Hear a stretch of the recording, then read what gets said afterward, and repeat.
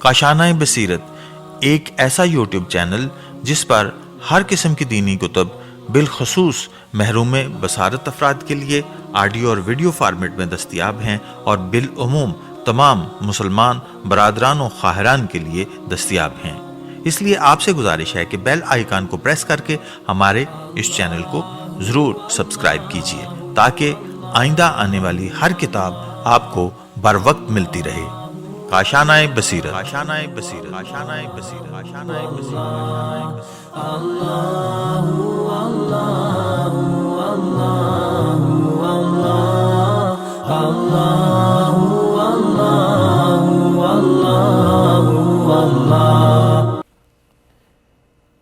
چھٹا سبق اعزاز قرآن کی ایک جھلک، حروف مقطعات کیوں؟ صفحہ نمبر 194۔ آپ جانتے ہیں کہ قرآن کریم کے چند سوروں کے اوائل میں الف لام میم، الف لام را اور یاسین جیسے الفاظ آتے ہیں۔ ان حروف کو حروف مقطعات کہتے ہیں۔ بعض اسلامی روایت کے مطابق ان حروف مقطعات کا ایک رمز و فلسفہ یہ بھی ہے کہ خداوند عالم بتانا چاہتا ہے کہ ایک اتنا عظیم معجزہ قرآن کریم الف ب جیسے سادے الفاظ سے مرکب ہے، اور کس طرح ایک عظیم کلام ایسے حروف و الفاظ سے بنایا گیا ہے جنہیں چند سال کا بچہ بھی بآسانی پڑھ سکتا ہے۔ یقیناً ایک اہم چیز کی اس طرح کے ایک معمولی مواعظ سے پیدائش ایک عظیم معجزہ تو نہیں تو کیا ہے؟ یہاں سوال یہ پیدا ہوتا ہے کہ قرآن کس لحاظ سے معجزہ ہے؟ آیا صرف فصاحت و بلاغت یا بالفاظ دیگر شیریں بیانی، عمدہ تعبیرات اور اپنے حیرت انگیز اثرات کی وجہ سے، یا اس کا معجزہ ہونا کسی اور لحاظ سے بھی ہے؟ حقیقت یہ ہے کہ ہم جب بھی قرآن پر مختلف زاویوں سے غور کرتے ہیں تو اس کے ہر گوشے اور ہر دریچے سے معجزات نمایاں ہوتے نظر آتے ہیں۔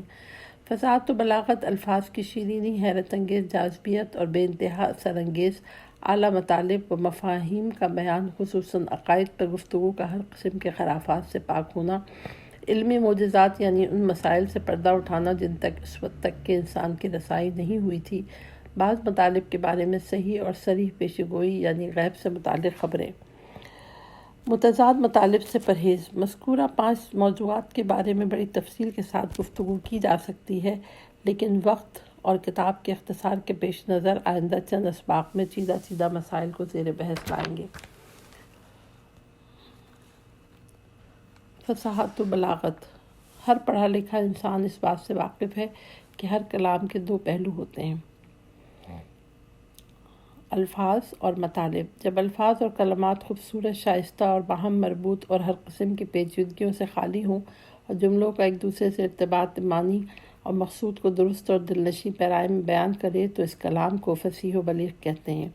قرآن کریم میں یہ دونوں خوبیاں بدرجہ اتم موجود ہیں، کیونکہ آج تک کسی کی جرأت نہیں ہو سکی کہ وہ اس قسم کی آیات اور صورتیں ایسے پرکشش، شیریں اور دل انداز گوشے میں پیش کر سکے۔ گزشتہ سبق میں بتایا جا چکا ہے کہ مشرکین عرب کا برگزیدہ نمائندہ ولید بن مغیرہ قرآن مجید کی چند آیات سن کر ان کا دل دادہ ہو گیا، اور ایک عرصے کے سوچ و بچار کے بعد اس نے سرداران قریش کو مشورہ دیا کہ اگر قرآن کا مقابلہ کرنا ہے تو اسے سحر اور خود پیغمبر کو ساحر کہو۔ چنانچہ انہوں نے بارہا پیغمبر اسلام پر اس قسم کی تہمتیں لگائیں، اگرچہ وہ اس طرح سے آن حضرت کی مذمت کرنا چاہتے تھے، لیکن در حقیقت وہ آپ کی ستائش اور تعریف کر رہے تھے۔ بالفاظ دیگر پیغمبر اسلام کی حقانیت اور اس کے مقابلے میں اپنی عاجزی اور ناتوانی کا اعتراف کر رہے تھے، کیونکہ ان کا قرآن پاک کا مقابلہ کرنے کے بجائے اسے جادو اور جادوگری کی نسبت دینا قرآن کے خارق العادت ہونے کا اعتراف تھا۔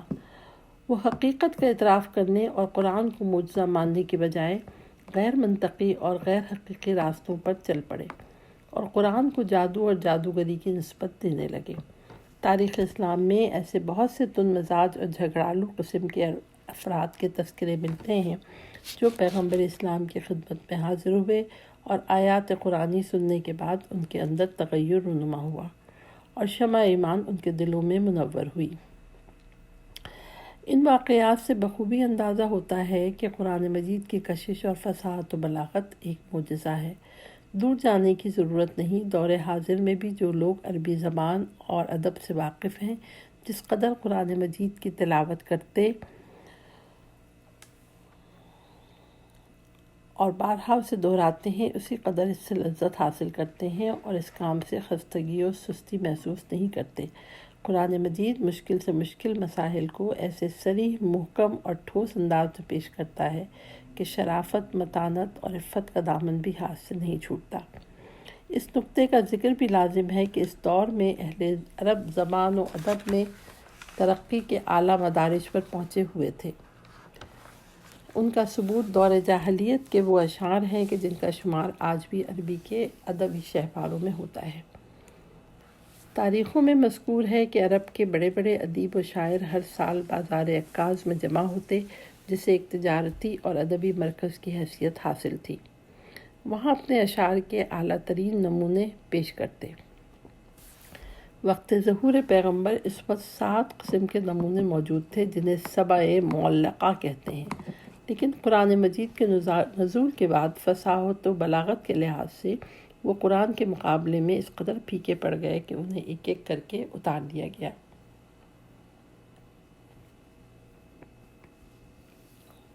مفسر قرآن نے تا حد امکان مختلف آیات کی باریکیوں کی طرف اشارہ کیا ہے۔ اگر تفاسیر کی طرف رجوع کیا جائے تو ان آیات سے آشنائی حاصل کی جا سکتی ہے۔ حضرت محمد کا ارشاد ہے: ظاہرہ انیق و باطنۃ عمیق، لا تحصی عجائبہ ولا تبلی غرائبہ۔ قرآن کا ظاہر نہایت خوبصورت، باطن ٹھاٹھے مارتا ہوا سمندر ہے، اس کی عجائبات شمار سے باہر اور یہ کبھی فرسودہ نہیں۔ امیر المومنین علیہ السلام نہج البلاغہ میں فرماتے ہیں: فیہ ربیع القلب و ینابیع العلم وما للقلب جلاء غیرہ۔ دلوں کی بہار قرآن ہے اور علم و دانش کے چشمے اس سے پھوٹتے ہیں، اور انسان کے دل و جان کے لیے اس سے بڑھ کر کوئی سیقل نہیں ہے۔ 7واں سبق، صفحہ نمبر 200، قرآن کا آفاقی پیغام۔ سب سے پہلے ہمیں یہ دیکھنا ہوگا کہ قرآن جس خطے میں اتارا گیا وہاں کا فکری اور ثقافتی ماحول کس نوعیت کا تھا۔ تمام مورخین اس بات پر متفق ہیں کہ اس زمانے میں سرزمین حجاز کا شمار دنیا کے پسماندہ ترین علاقوں میں ہوتا تھا، اور ایسے پسماندہ کہ عصر جاہلیت کے لوگوں کو وحشی یا نیم وحشی کا نام دیا جاتا تھا۔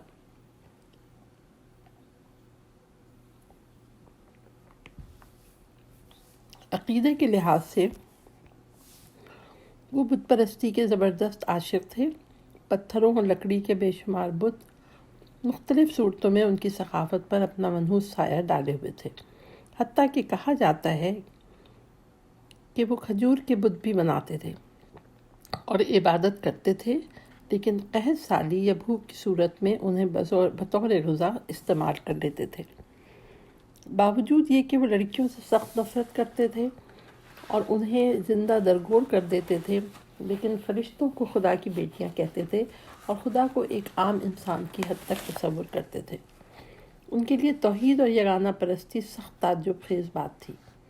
جب پیغمبر اسلام نے انہیں خدائے واحد کی عبادت و پرستش کی دعوت دی تو تعجب کے ساتھ کہنے لگے: اجعل الآلہۃ الہا واحدا ان ھذا لشیء عجاب۔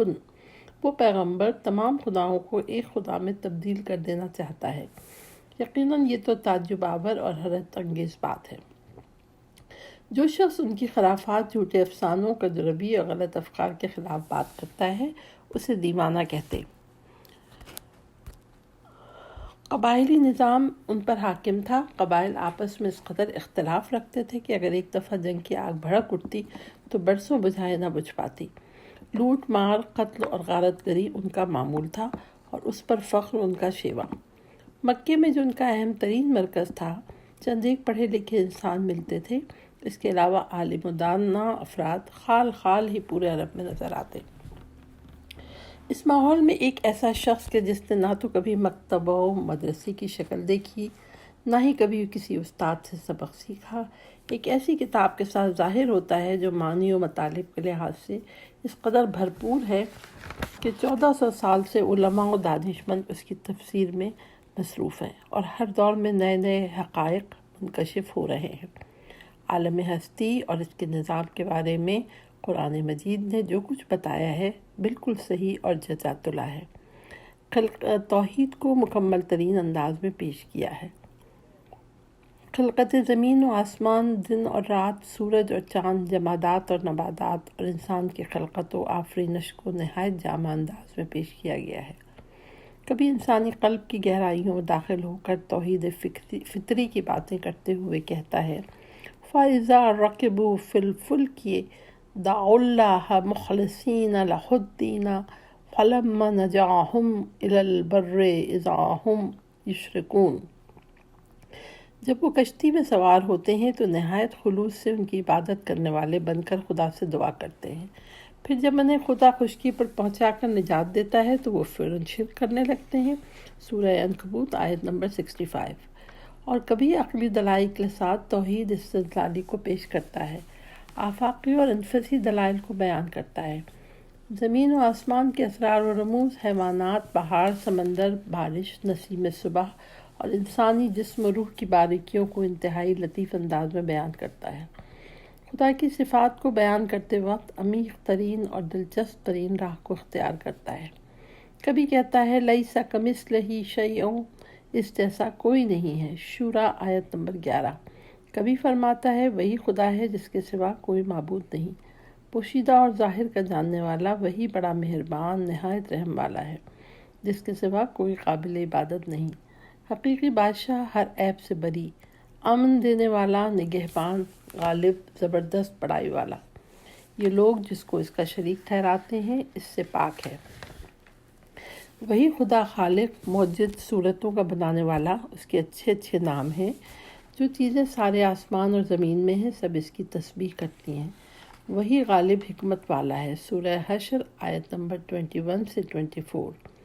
قرآن علم الہی کی توصیف اور اس کے لامحدود ہونے کے بارے میں بہترین تعبیر کو کام میں لاتے ہوئے کہتا ہے روئے زمین کے تمام درخت قلم بن جائے اور سمندر سیاہی بن جائے اور ان کے ختم ہونے کے بعد مزید 7 سمندر سیاہی بن جائیں اور خدا کا علم اور اس کی باتیں لکھی جائیں تو بھی خدا کی باتیں ختم نہ ہوں گی۔ سورہ لقمان آیت نمبر 27۔ اس بات کو خداوند عالم ہر چیز پر احاطہ کیے ہوئے ہے اور ہر جگہ موجود ہے۔ قرآن نہایت ہی بلند تعبیر کے ساتھ بیان کرتا ہے وَلِلَّهِ الْمَشْرِقُ وَالْمَغْرِبُ وَأَيْنَمَا تُوَلُّوا فَثَمَّ وَجْهُ اللَّهِ۔ ساری زمین خدا ہی کی ہے، کیا مشرق اور کیا مغرب، بس جہاں کہیں تم رخ کر لو وہی خدا کا سامنا ہے۔ سورہ بقرہ آیت نمبر 115۔ وَهُوَ مَعَكُمْ أَيْنَمَا كُنْتُمْ وَاللَّهُ بِمَا تَعْمَلُونَ بَصِيرٌ۔ وہ ہر جگہ تمہارے ساتھ ہے، جو کچھ تم انجام دیتے ہو اس سے پوری طرح باخبر ہے۔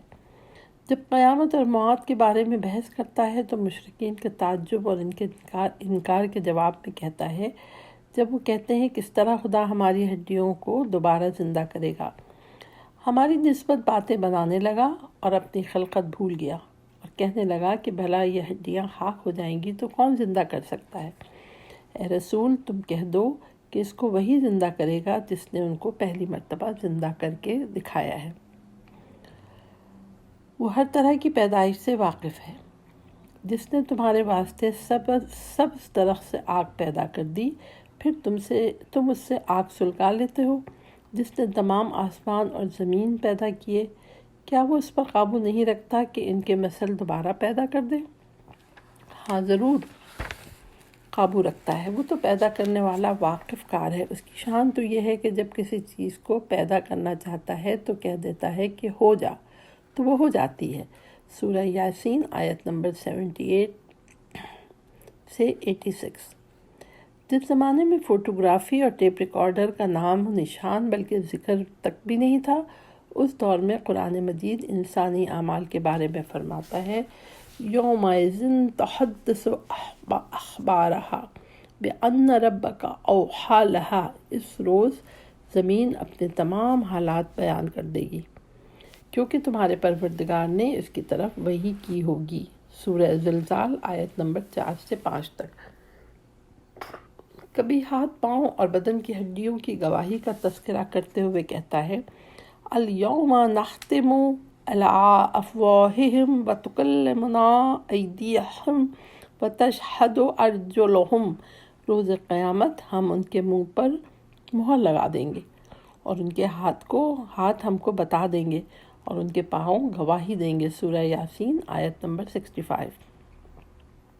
وَقَالُوا لِجُلُودِهِمْ لِمَا شَهِدتُّمْ عَلَيْنَا قَالُوا أَنطَقَنَا اللَّهُ الَّذِي أَنطَقَ كُلَّ شَيْءٍ، اور یہ لوگ اپنے اعضائے بدن سے کہیں گے کہ تم نے ہمارے خلاف کیوں گواہی دی؟ تو وہ جواب دیں گے کہ جس خدا نے ہر چیز کو گویا کیا، اس نے ہم کو بھی اپنی قدرت سے بولنے کی طاقت عطا کی۔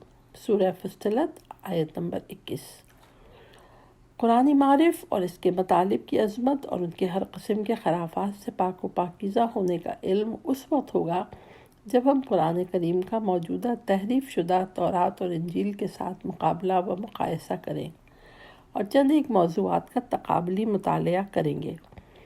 مثلاً دیکھیں گے کہ تورات و انجیل پیدائش حضرت آدم کے بارے میں کیا کہتی ہے اور قرآن کیا کہتا ہے، داستان انبیاء کے سلسلے میں تورات کیا کہتی ہے اور قرآن کیا کہتا ہے، تورات اور انجیل خدا کی تعریف اور توصیف کس طرح کرتی ہیں اور قرآن شریف کس طرح تعریف و توصیف پروردگار عالم کرتا ہے۔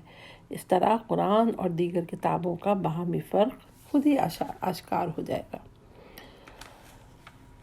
8واں سبق، صفحہ نمبر 209، قرآن اور جدید علمی انکشافات۔ بے شک قرآن مجید صرف سائنس، طب، نفسیات یا ریاضی کی کتاب نہیں، بلکہ قرآن ہدایت و انسان ساز ہے۔ نیز اس کتاب میں اس راہ کی تمام ضروریات کا تفصیلی ذکر موجود ہے۔ ہم صرف اس بات پر ہی تکیہ نہیں کر لینا چاہتے کہ قرآن مختلف علوم کا انسائکلوپیڈیا ہے، بلکہ ہمیں چاہیے کہ اس سے نور ایمان، ہدایت، تقویٰ، پرہیزگاری، انسانیت، اخلاق، نظم اور قانون کا درس حاصل کریں۔ البتہ کبھی کبھی ان عظیم اہداف تک پہنچنے کے لیے سائنس کے کچھ مسائل بیان کرتا ہے اور تخلیق کائنات کے رازوں سے پردہ اٹھاتا ہے اور اس کے دلچسپ امور سے مطلع کرتا ہے، خصوصاً توحید کی بحثوں میں تناسب اور نظم کے محیر العقوق حقائق سے پردہ کشائی کرتا ہے، جو اس دور کے دانشوروں کے وہم و گمان میں بھی نہ تھے۔ قرآن کے اس طرح کے مسائل کے مجموعے کو ہم قرآن کے علمی معجزات کا نام دیتے ہیں۔ ذیل میں ہم قرآن کے چند ایک علمی معجزات کا ذکر کریں گے۔ قرآن اور قانون کشش ثقل۔ نیوٹن سے پہلے کسی نے کشش ثقل کے قانون کا بطور کامل انکشاف نہیں کیا تھا۔ مشہور ہے کہ نیوٹن ایک دن ایک سیب کے درخت کے سائے میں بیٹھا ہوا تھا کہ اچانک درخت سے ایک سیب ٹوٹ کر زمین پر گرا۔ بظاہر اس ایک معمولی اور سادہ واقعے نے نیوٹن کو اس قدر سوچ و بچار پر مجبور کیا کہ وہ سالہ سال تک اس غور و فکر میں مصروف رہا کہ وہ کون سی طاقت ہے جس نے سیب کو زمین کی طرف کھینچا، کیوں سیب آسمان سے گرا۔ چنانچہ سالہ سال کی کاوشوں، غور و فکر اور سوچ و بچار کے بعد نیوٹن کشش ثقل دریافت کرنے میں کامیاب ہوا۔ اس قانون کی روشنی میں یہ بات واضح ہو گئی کہ نظام منظومہ شمسی کہاں سے ہے، یہ عظیم کرے کیوں آفتاب کے گرد اپنے مدار پر گھوم رہے ہیں، وہ اپنے محور سے ہٹ کر ادھر ادھر کیوں نہیں چلے جاتے اور اپنے مدار سے جدا ہو کر گرتے کیوں نہیں۔ یہ کون سی طاقت ہے جو اس بے قرار فضا میں انہیں اپنے مدار کے گرد اتنی باریکی سے گردش دے رہی ہے کہ سوئی کی نوک کے برابر بھی ان میں کوئی فرق ظاہر نہیں ہوا۔ نیوٹن نے اس بات کو دریافت کیا کہ کسی چیز کی حرکت اسے مرکز سے گریز پر آمادہ کرتی ہے، لیکن کشش ثقل اسے مرکز کی طرف جذب کرتی ہے، اور جب ان دونوں طاقتوں میں مکمل توازن برقرار ہو جائے، یعنی اجسام اور فاصلہ اس قدر کشش ایجاد کرے اور اجسام کی تیز رفتاری مرکز سے گریز پر آمادہ کرے، تو جاذبہ اور دافعہ کا باہمی توازن انہیں ہمیشہ ایک مرکز پر قائم رکھتا ہے۔ لیکن قرآن کریم 1400 سال پہلے اس حقیقت کو سورہ رعد میں کچھ اس طرح بیان کر چکا ہے۔ بسم اللہ الرحمن الرحیم۔ اللہ الذی رفع السماوات بغیر عمد ترونہا ثم استوى علی العرش وسخر الشمس والقمر کل یجری لأجل مسمی یدبر الامر یفصل الآیات لعلکم بلقاء ربکم توقنون۔ خدا وہی تو ہے جس نے آسمانوں کو بغیر ایسے ستونوں کے بلند کیا جن کو تم دیکھتے ہو، پھر عرش کے بنانے پر آمادہ ہوا، اور سورج اور چاند کو مسخر کیا کہ ہر ایک وقت مقررہ تک چلتا رہے۔ وہی دنیا کے ہر ایک کام کا انتظام کرتا ہے، اور اسی غرض سے کہ تم لوگ اپنے پروردگار کے سامنے حاضر ہونے کا یقین کر لو، اپنی آیت تفصیل سے بیان کرتا ہے۔ اس آیت کے ذیل میں حضرت امام علی ابن موسی رضا سے ایک حدیث منقول ہے جو آپ نے ایک شخص کے جواب میں ارشاد فرمائی، الیس قال اللہ بغیر عمد ترونہا قلت بلا قال ثم عمد لیکن لا ترونہا، یعنی امام راوی فرماتے ہیں کہ کیا خدا نے نہیں فرمایا نادیدہ ستون؟ راوی نے کہا کیوں نہیں؟ امام نے فرمایا بس ستون ہے لیکن تم دیکھ نہیں پاتے ہو۔ آیا ادب عربی کے افق پر پرکشش ثقل کی تعبیر کے لیے نامرئی ستون سے بڑھ کر کوئی کلمہ ہے؟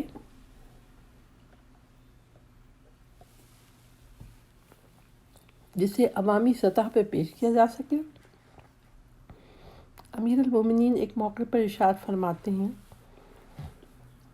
خاضہ النجوم التی فی السماء مدائن مثل المدائن التی فی الارض مربوطۃ کل مدینۃ الی عمود من نور۔ یہ ستارے جو آسمان پر ہیں زمین کے شہروں کے مانند ہیں، اور ہر شہر دوسرے شہر، ہر ستارہ دوسرے ستارے کے ساتھ نور کے ستونوں کے ذریعے مربوط ہے۔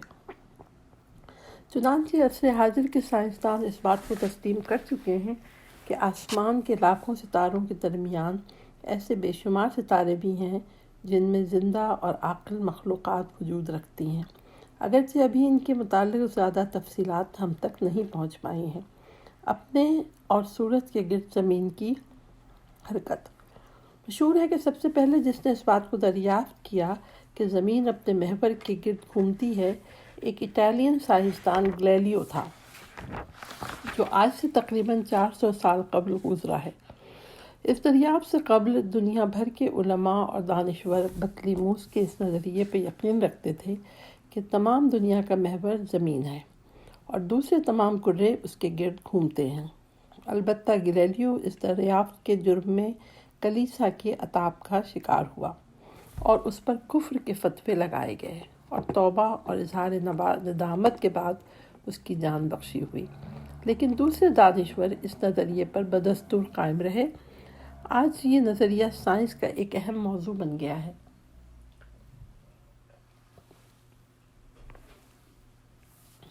حتیٰ کہ کئی تجربات کی روشنی میں گلیلیو کا نظریہ درست مان لیا گیا ہے، لیکن زمین اپنے محور کے گرد گھومتی ہے۔ اس کے ساتھ ساتھ فضائی پروازوں کے ذریعے اس نظریے کو مزید تقویت ملی اور عین الیقین کی حد تک پہنچ گیا۔ خلاصہ کلام، زمین کی مرکزیت کا نظریہ مسترد کیا جا چکا ہے، اور یہ بات پایۂ ثبوت کو پہنچ چکی ہے کہ یہ صرف ہمارے حواس کی غلط تشخیص ہے کہ ہم زمین اور ثوابت و سیار کی حرکت میں فرق نہ کر سکے، یعنی در حقیقت ہم خود حرکت میں تھے اور ثوابت و سیار کو حرکت میں سمجھتے رہے۔ بہرحال تقریباً 1500 سال تک بطلیموس کا نظریہ دانشمندوں کی فکر و ذہن پر چھایا رہا، اور نزول قرآن تک کوئی اس نظریے کو مسترد کرنے کی جرات نہ کر سکا۔ جب ہم قرآن کریم کی سورہ نمل آیت نمبر 88 کی طرف رجوع کرتے ہیں تو زمین کا حرکت میں ہونا واضح اور آشکار ہو جاتا ہے۔ وَتَرَى الْجِبَالَ تَحْسَبُهَا جَامِدَةً وَهِيَ تَمُرُّ مَرَّ السَّحَابِ صُنْعَ اللَّهِ الَّذِي اتقن کل شیء انہ خبیر بما تفعلون۔ تم پہاڑوں کو دیکھو گے تو گمان کرو گے کہ ساکت و جامد ہیں، حالانکہ وہ بادل کی طرف حرکت کر رہے ہیں۔ یہ خداوند عالم کی تخلیق ہے کہ اس نے ہر چیز کو صحیح طریقے پر بنایا ہے۔ بے شک وہ ان تمام اعمال سے باخبر ہے جو تم انجام دیتے ہو۔ مذکورہ بالا آیت صراحت کے ساتھ پہاڑوں کی حرکت کا پتہ دیتی ہے، حالانکہ ہم انہیں ٹھہرایا ہوا خیال کرتے ہیں۔ ان کی حرکت کو بادلوں کی حرکت سے تشبیہ دینا اس امر کا غماز ہے کہ یہ بادلوں کی طرح سکون اور بغیر شور و غل کے اور غیر محسوس انداز میں حرکت کرتے ہیں۔ اس آیت میں زمین کی حرکت کی بجائے پہاڑوں کی حرکت کا تذکرہ مطلب کی عظمت کو بیان کرنے کے لیے ہے، کیونکہ یہ امر مسلمہ ہے کہ بغیر زمین کے حرکت میں آئے ہوئے پہاڑ کا حرکت میں آنا ناممکن ہے۔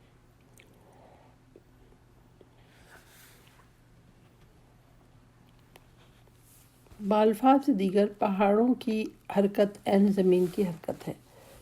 سوچئے کہ جس دور میں دنیا بھر کے دانشمند اس بات کے معتقد تھے کہ زمین ساکن ہے اور دوسرے کرات اس کے گرد حرکت کرتے ہیں، اس دور میں قرآن کا صراحت کے ساتھ زمین کی حرکت میں ہونے کی خبر دینا کیا قرآن کا علمی معجزہ نہیں ہے؟